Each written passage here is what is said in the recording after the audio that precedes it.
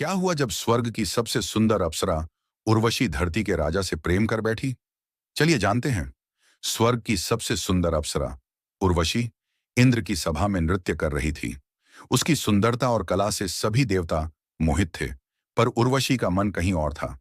उसकी आंखें किसी और को खोज रही थीं।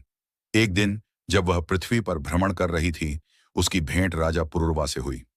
पुरुरवा एक वीर और न्यायप्रिय राजा थे। पहली ही नजर में दोनों एक दूसरे के प्रेम में पड़ गए। उर्वशी ने पुरुरवा के सामने विवाह का प्रस्ताव रखा, पर उसकी कुछ शर्तें थीं। उसने कहा, हे राजन, मैं आपके साथ रहूंगी, पर मेरी दो भेड़ें हमेशा मेरे बिस्तर के पास रहेंगी और मैं आपको कभी भी नग्न अवस्था में नहीं देखूंगी, सिवाय प्रेम के क्षणों के। राजा ने खुशी खुशी शर्तें मान ली।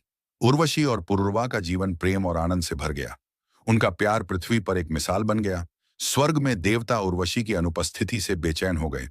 इंद्र ने गंधर्वों को उसे वापस लाने की योजना बनाने का आदेश दिया।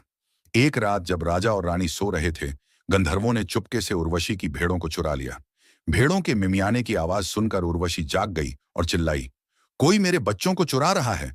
मेरे पति कहाँ हैं जो मेरी रक्षा नहीं कर सकते? पुरुरवा यह सोचकर कि चोरों को डराने के लिए उनके सामने नग्न अवस्था में आना ही काफी होगा, तुरंत बिस्तर से कूद पड़े। उसी क्षण गंधर्वों ने बिजली चमका दी। बिजली की रोशनी में उर्वशी ने पुरुरवा को नग्न देख लिया। शर्त टूट चुकी थी। उसी पल उर्वशी अदृश्य हो गई और स्वर्ग लौट गई। पुरुरवा अपनी प्रियतमा के वियोग में पागल हो गए। वह उसे ढूंढते हुए देश विदेश में भटकने लगे। उन्होंने हर नदी, हर पर्वत से उर्वशी का पता पूछा। कई वर्षों बाद कुरुक्षेत्र के पास एक सरोवर में उन्होंने उर्वशी को अपनी सखियों के साथ खेलते हुए देखा। उर्वशी ने उन्हें बताया कि वह गर्भवती है और उन्हें उनका पुत्र सौंपेगी।